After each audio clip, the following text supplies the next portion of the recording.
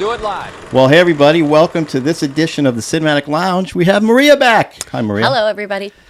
I don't know if you can tell by our surroundings and what I'm wearing, but we're going to do Frankenstein 2025. Correct. We're going to talk about it. Yes. We're going to spoil it. Yes. I mean, I don't... You know, it's been around forever. Yeah, We can it's spoil impossible this. to spoil. I mean, there's some differences, but anyway, we'll get into it. So as we know, this is a movie and a drink. I'm sorry. Mm-hmm. That's okay.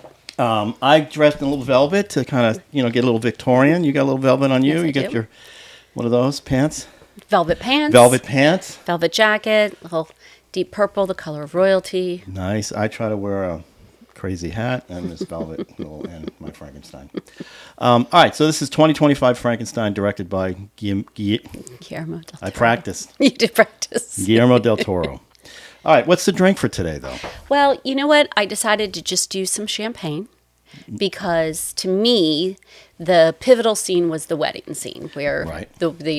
he's throwing the flower petals and everybody's drinking champagne, getting ready for the marriage. He then drops the bomb that he's got to sell the house anyway. He tells him, so that kind of shows the ending, and then, kind of everything kind All of hell breaks busts. loose. Yeah. Yeah. And the drink is just champagne. Yep. There you go. All right. There I'm you go. actually going to have some of this. There you go. Cheers. So, cheers. Oh, okay. Before we get started, I wanted to do a little shout out to the project I worked on when the Learning Channel was the Learning Channel. I used to love that series. Okay, it's called Great Books. Yes, I watched the great books all the time. Okay, I loved and it. we did Mary Shelley's Frankenstein. Yeah. But the other side of the story is that I won a Cable Ace Award for editing for this show. Yay, Barbara you. Burst and I. Now, Congratulations. what's amazing about it is I didn't think we were going to win because in our category was Hoop Dreams. Oh, that's a good one. And I thought there's no way that we're going to beat Hoop Dreams. Yeah. It was an upset. We beat Hoop Dreams. You did. And it's actually a pretty good show. It's a good series. It is a really good series. And this was the first one I think we did was Mary Shelley's Frankenstein. So I just want to shout that out. I showed it in my TLC. classroom too. You I did? I used to years ago show the different authors and the different great books when we read them. Yeah, TLC's changed. I don't know. Is it still around? Yeah, well, they changed from the Learning Channel to TLC. I don't know, because we don't watch any cable, but I think it is. I think it's just all 100% that. Yeah. Reality. Well, I was in a thrift store and I found the whole set, our whole series. And there's one of them. So anyway, all right. There we go. So let's talk about Guillermo del Toro's 2025 Frankenstein. Yes. What's the plot of this show, Maria? This The movie? plot? You never like the way I give a plot. I mean, you've read the book, right? Yes, I've read the book. Okay. So Victor Frankenstein, he's the scientist, not the creature. So Victor Frankenstein is this put upon child. He had a bad childhood, but he's very smart. Father kind of a dick. His father's kind of a jerk, but he's very smart. Loved his mother. Loved his mother very much. See, you never like the way I do a plot. Sorry. It's okay. So anyway, he goes to medical school. He becomes a doctor, and he decides that he can create life. Like death is he can get rid of death, and part of it comes because of the loss of his mother, and not so much In the childbirth. father. When When his little brother was born. Yeah. correct. So he's had this obsession with death and mothers, basically. Yes, he does. And this version, I don't know. I'm trying to cross my legs, uncross my legs. I don't know what to do here. This version follows pretty much all the versions. Kind of. What do you mean all the versions? The film versions. Well, it follows the novel. It does follow the novel. And- It's more traditionally the novel starts. Yeah. Correct. I didn't know the novel was broken up into two parts like this one is. Yes. Basically, we have Victor's story, and then we have the creature's story. Right. I was refreshing my memory because all I remembered were the letters. I didn't remember that part, so I just refreshed my memory. Well, I think the framing device is the same in the book where it starts in the Arctic at the North Pole. Right. And those are the letters I remember because the letters are the ship's captain sending home about the story, sending home a letter about this incredulous story that he heard from this guy. And the whole book is written like that? What do you call that when it's written? It's epistolary. It means it's written in letters. Okay. And the whole book's written like that? I believe so parts of until it? we get to the creature. I didn't really reread the whole thing. Well, in any case, this was Guillermo del Toro's lifelong dream was to do this film. Right. He wrote and he directed this version. I don't know if you've seen any of his films. Have you seen Crimson Peak or Pan's Labyrinth with that weird creature. I saw Pan's He did. Labyrinth. Nightmare Alley was another one. Yeah. Kronos was an early one Yeah, that he did. He's very into the Victorian Right. look and feel. And man, he nailed it in this one. We saw it at a movie theater, actually. I know it's going to stream on Netflix because it was produced by Netflix or paid for by Netflix. So we saw it open caption because we saw an 11 a.m. Showing of it, because we couldn't get into the there's no 35 millimeter tickets film available. version. It was all sold out. I thought, well, what did you think of this adaptation of the story? And have you seen other? Yes, I have. Okay. I have seen other stories. Other films. Other movies, other adaptations of it. I really liked this one. I thought it was very, very beautiful. I thought it was really good in capturing the loneliness and the isolation of the creature. Yeah. And that's really what drove him to be destructive towards the end and whatever, was that he just was alone. Nobody loved him. Nobody cared about him, and that kind of thing. So I thought they did a really good job with that. And Jacob, what's the guy's name that played Elordi, is that how you say Elordi, his name? Yeah, big handsome dude. I don't know. He wasn't handsome in Well, this. I know, but he's big and handsome. He's 6'5", so it was perfect for playing this monster. So, had you seen Mary Shelley Frankenstein with Kenneth Branagh, the one he wrote, he directed? Have you ever Who's seen in that it? one? Robert De Niro plays the creature. No, I haven't Okay. seen that one. I went down a rabbit hole Yeah. after seeing this one, and I watched that one, and I watched this one called Victor Frankenstein, which was a flipping of the story where Igor is the brilliant surgeon and Victor Frankenstein is the crazy guy who brings him on, and they Which Igor isn't in the book. not That's in the book why at he's not all. in the It's movie. Igor's a film. Most of are what we see, the flat-headed monster, like the one behind you. All this stuff all came from the 1930 whatever Like Boris 31 Karloff. film, Yeah. the first film directed by James Whale. Okay. All the Igor character, and of course it went on to The Bride of Frankenstein, and then of course Mel Brooks's Young Frankenstein just Right. really encapsulated all those tropes in those films into his one film. And it's amazing, as you're watching this film, you can't help but think about Young Frankenstein. I think someone even mispronounces his name in this. Or maybe that's the other one. I watched Victor Frankenstein, where James McAvoy plays Victor Frankenstein. Daniel Radcliffe plays Igor as a smart guy, not as he's a hunchback in the beginning, but James McAvoy gets rid of the hump. What hump? And anyway, they reference Young Frankenstein through that whole thing. But we're not talking about that one yet. We're talking about Guillermo del Toro's Frankenstein, which is phenomenal. Right. Phenomenal. I mean, it's beautiful. gorgeous. Who played Victor? It was Isaac. Why do you say that guy's name? This is so bad. We're a movie podcast, and I don't even Oscar Isaac. Oscar Isaac. Christoph Waltz is in there. He's Yes. he's playing a made up character who's his benefactor, pays Right, for the the whole thing. He has ulterior motives for that, but anyway, Maya Goth plays the Elizabeth character. I don't think that's her name in this. Yes, she's Elizabeth in this one. And she's the fiance of the brother. That's a little bit in Kenneth Branagh. They weren't siblings. They adopted her in. He ends up falling in love with her. Actually, fell in love with the actress on the set. That's where he broke up with his wife Emma. It was just terrible. That's Frank Darabont wrote that film, and he said it's the best script he ever wrote and the worst film he's ever seen. It is a little wonky, but Guillermo del Toro nailed it. I felt like the costuming, Maya Goth costuming, was insane. His Victorian, his palette, his practical effects, everything he did, just especially on the big screen, really looks gorgeous. Gorgeous. And I didn't mind I've heard a couple of complaints about the way it jumps from Victor's story to the creature's story. Halfway through is what happens. We go from Victor's rise and his mania and what he does to the plight of the creature. Right. Inevitably, we're waiting for him to meet the blind guy. Because we can think about his Gene Hackman. It's terrible, but it's true. They didn't. The bride thing didn't happen in this one. They didn't turn Elizabeth into, I think that was the whole, in one of the films, Elizabeth becomes the bride. I don't know who becomes the bride in The Bride of Frankenstein. I think that might have been. Yeah. They didn't go there. They definitely, she gets killed off. Pretty much everybody dies around Victor Frankenstein. Right. Eventually, Victor and the monster end up on the ice. And it's an interesting story about parental abandonment. Like, it's amazing how quickly, when he creates this creature, that he's like and he's abusing him the way his father abused Victor.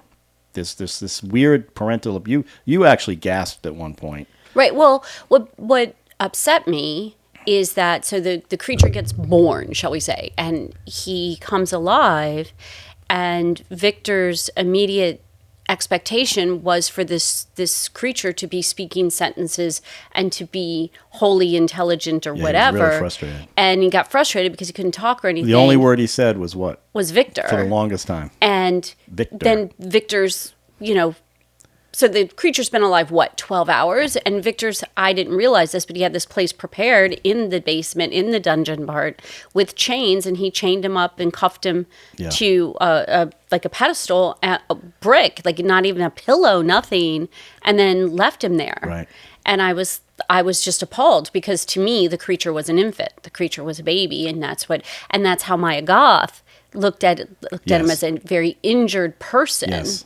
But Victor called him it all the time, never called him him. Maya Goth was an insect lover and just really sympathetic to this creature. Right. You think there's going to be a relationship with her and Victor, and she's just too smart for that. She was an interesting... Maya Goth always plays interesting, and the way she's written is well done. She's a very sympathetic character, very sympathetic towards the creature. Yes. They develop a weird relationship, but it ends. Right. Of course, Victor ruins everything, right, as he did throughout this film.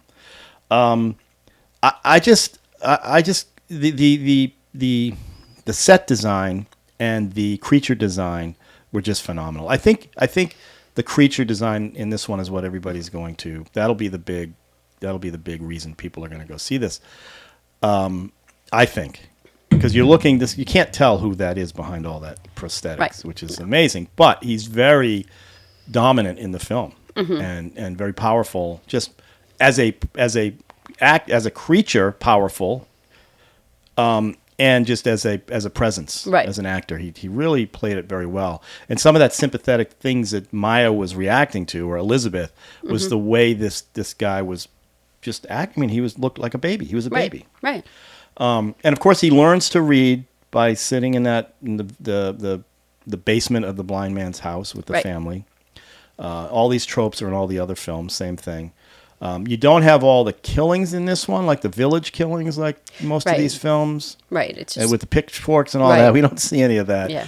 You know what's going on. People know what's going on, and they're aware of what he's done. Wait, what do you mean? I think what's going on. People around him, people, his inner circle there. Whose inner circle? Victor Frankenstein.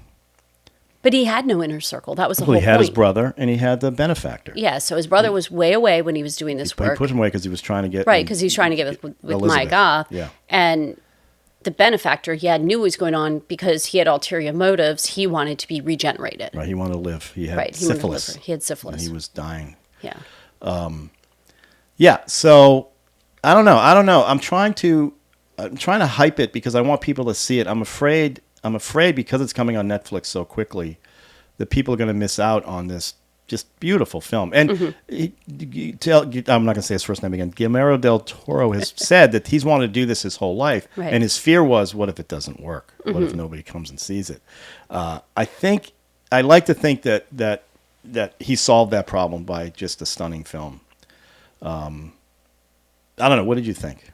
Well, I loved it. I mean, I loved the visual aspect of it. I thought it was beautiful. Like when you meet the father for the first time and everybody, the mom is in red and everybody else is in white, all monochrome. And, then he comes up in black. And, I just thought it was beautiful. The costumes were amazing. Yeah. And the shots, like the way he saw it all, the way like he would draw back, and so you could see the effect of all the things, and the way he costumed Maya Goth. Like her costumes were amazing. So I loved looking at that. I loved watching it. I loved the story. I felt that Victor's story got a little long. I felt like, I got why he did it, but I felt like it was becoming more, and then he stepped up, and it got very monotonous at points. I felt the creature story was much more clear and concise and quick. and faster paced. Yeah, well, the movie's 2.5 hours long, I think. And I think by the time we get to the creature, it's like, okay, we gotta get towards the end of this thing, and that maybe shortchanged the creature a little bit. I don't think it shortchanged the creature. No, you thought it was enough of the creature, too much of Victor. Maybe. Yeah. I don't disagree with that. I just thought that, I mean, I like Victor. I like the craziness of Victor. I think James McAvoy played him crazy in the Victor Frankenstein that I saw. Obviously, Gene Wilder. Mm-hmm. James Whale, the Colin Clive, I think that's who did it in that first Frankenstein. I mean, he was going nuts. The aspect I never picked up until this one, which is just because I'm not very smart, it turns out, was the idea of his abandonment right away. Like as soon as like you said, as soon as he realized what he created, that this is not an intelligent yet that he was a blob, right? I mean, this one was different because he stitched this. The scenes where this is where Guillermo del Toro is just the auteur, is the scenes where he's picking bodies to create this thing. Right. The war scenes, or he goes to the prison before guys are going to get hung. All that kind of process, which we hadn't seen. I mean, we know the digging of the grave and, again, back to young Frankenstein, it could be worse, could be raining, but they're digging out a grave of one body. Right. Well, this one, he pieced it together from many, many different bodies. Which is and that's the prosthetics really shows that, the scars and all that. Right. I hadn't seen, that's an idea that I hadn't seen before that he really played up in this one. Okay. That scene in the war with the frozen horses, and he's going around picking all the dead bodies. I want this part, and I want this one. This guy's got good thighs. Right. You know what I mean? Right. I hadn't seen that before. But the other thing is I never realized how quickly he had just the abandonment that he felt. That he perpetrated on the creature. And I don't know if I missed that in the others or if I didn't catch it, because the older films, he goes through the village and he kills the little girl. And this one kind of showed it clearly that Victor was an animal. Victor was definitely the bad guy. Victor was a bad guy. Victor was the monster, for sure. So Victor created what the creature became because of not giving him any warmth. Right. Or even teaching him. It wasn't even no warmth. He's like, he tried to teach him, but he wasn't really able to because of his Well, this is what I mean about like Del Toro. Anger. Like Victor's obsession was to bring someone back to life. Right. He spent years, obviously. He ruined relationships. He gained relationships. All this stuff to do this. He does it, and then he's like, okay, I did it. Now I'll be done with this. I don't want to deal with this anymore. But he says in the end, what happened was he did it, and he realized he hadn't thought it through fully, and that there's a part of the humanity, a soul or whatever, that he didn't think about when he put pieces together. He didn't think about the whole. He was so concerned with putting the pieces together and making it come alive that he didn't really think about the thing as a whole. And he really didn't even still think about it because he locked him up or whatever. And then it wasn't until the end, when the creature has followed him till the ends of the earth, that he starts to realize. Right. Well, he does have that scene where he's walking around the basement going, I didn't even think about what I have to do now. Yeah. This is all he's saying is Victor. He's driving him crazy with the Victor. Just like a 2-year-old would drive you crazy. Mama, mama, mama, mama. They can't say anything else but your name. Right.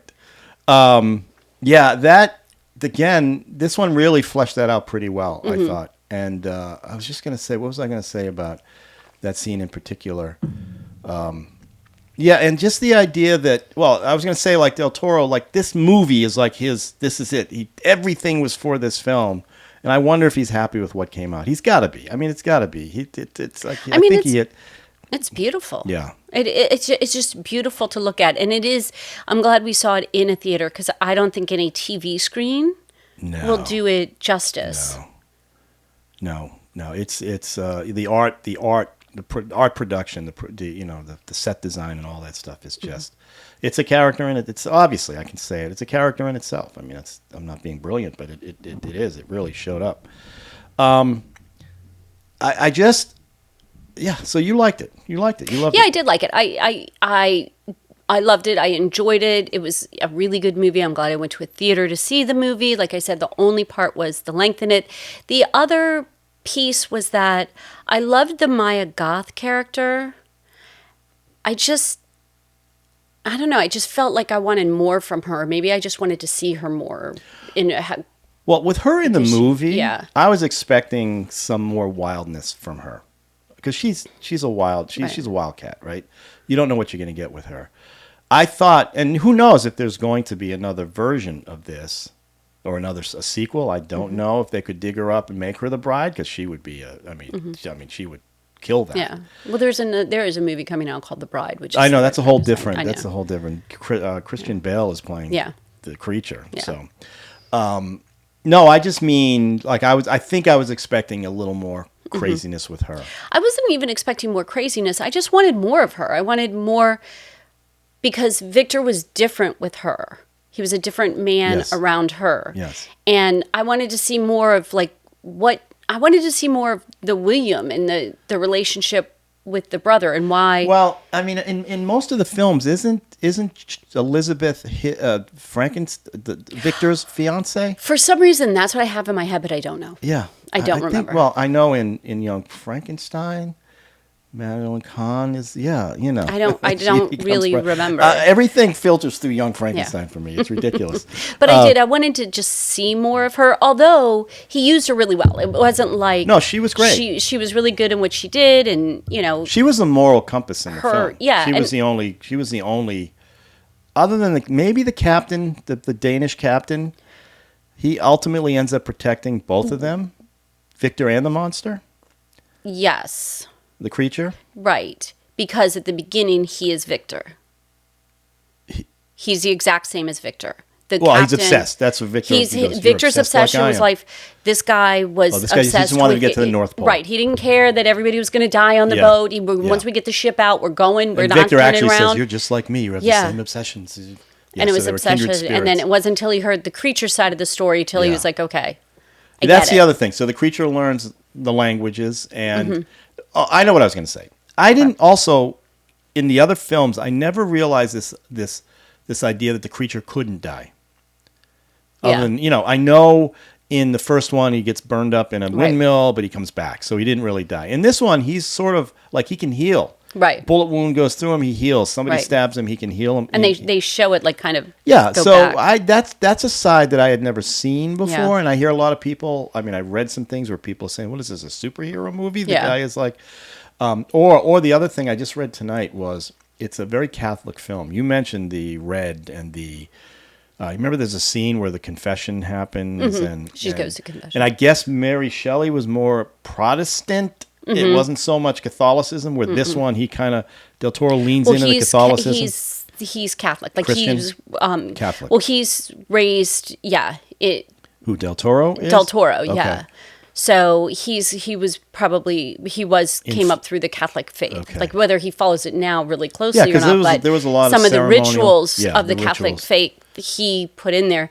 So Mary Shelley, her mom wrote The Vindication of the Rights of the Women. So her mom was a huge feminist and a writer before her. Her mom died on childbirth, too. Yeah, and her mom died in childbirth, giving birth to her. That's why Mary Shelley, again, I was reading, and she felt like she was the monster, and she ruined everybody's lives. And it's so fascinating. I'm going to rewatch the great books here and see what we talked about. Good thing you have a VHS player. I got a couple of them. I think I can actually play this one. So would you, let me ask you this. You teach 10th graders. 10 and 11. 10 and 11. Do you think any interest in this kind of movie for them, that age group, or are they Gen what? They Alpha? I have no idea. Okay. I'm done with Gens. Okay. I don't know. I think it's too long and slow for them. Oh wow, that's probably true. But on the flip side, most of my students have read Frankenstein already by 8th or 9th grade. Okay. They've been exposed to the story, so there might be some intrigue in there. Okay. I don't know, but I think you've got to be 20s and up to sit and absorb that kind of story. I always wonder about that because it's sad to think that a film like this, that the younger folks might not want to go see it. I don't know. Or just wait to stream it on whatever they're watching. My kids watch movies on TikTok. Movies on TikTok? Yeah, they watch part by part on TikTok. Oh, wow. Yeah. Well, it's very... And this will be on Netflix pretty soon, so everybody's going to That's what they said. Yeah, it's going to be widely available. It's too bad because it looks great. I wish I had seen the 35 millimeter. We saw a digital projection of it, which is fine, and the sound was fantastic in the theater we were in, except for the open caption. But what are you going to do? So weird. Well, We do it at home, but I didn't expect to do it there. Scale of 1 to 5. What would you rate this? I'm going to rate this about, a 4.25. Wow, look at you, 4.25. Yeah, 4.25. I'm going 4.5. Are you? Yeah, I just thought it was really good. It was really good. I don't walk out of movies much anymore where you go, wow, I really was satisfied by that. Yeah. Because we just saw Roof Man. Yeah, I know. And it's that was okay, fun, it was okay, but it's not, and we saw the Every Battle, Chris and I did the review on, and which, again, it was good, but I didn't have this one felt like a movie, like, yeah. And that he put a lot into it. Right. He really gets the Victorian thing. Frankenstein's a fantastic story to just keep, regurgitating. You can tell this story over and over and over in many different iterations. And well, it's because the story itself lends it, even though it's a product of its time, like where people were being buried alive and they had to put the little bells on, and they're just learning about scientific stuff and they're scared of what they're learning a little bit. Yeah. So all of those things come together for this Frankenstein, but you can still appreciate it now because there still is this. Everybody wants to live forever. Now we're doing Botox. We're still trying to find that, fountain of youth, that thing that's going to keep us alive forever. Right. This was like the first test tube baby too, right? They talked about that. He talked about some test tube baby. Yeah, it is ongoing. It never stops. And the idea, what film did we just see where people just want to live forever? I forget. And this was basically the first one, and written by her as a lark at a party, and it's just so many layers and so many things that you find out about later that's just amazing. So I highly recommend going to see this film. I just think, and if you can get to a theater, go to a theater and see it. Well, I think that's the other piece of it. It really, sometimes we go see a movie and I'm like, we could have streamed this at home. This movie, I was like, we couldn't stream that at home. Like, you couldn't have that same experience at home. It had to be seen in a theater. Yeah, you wouldn't want to. Because of how pretty it was. The article I read today, the person was saying, yes, see it in a theater, but what's good about it being on Netflix is you can pause it now and you can look around and see the art direction and things like that. Because it's stunning. So, I loved it. And it's now got me down this rabbit hole of looking at other Frankenstein films. I'm going to dive into the Hammer films, Christopher Lee playing the monster. I'm going to rewatch my great books, learn a little bit more. So that's our review or discussion of Frankenstein 2025. There we go. So I highly recommend it. Okay. So there you go.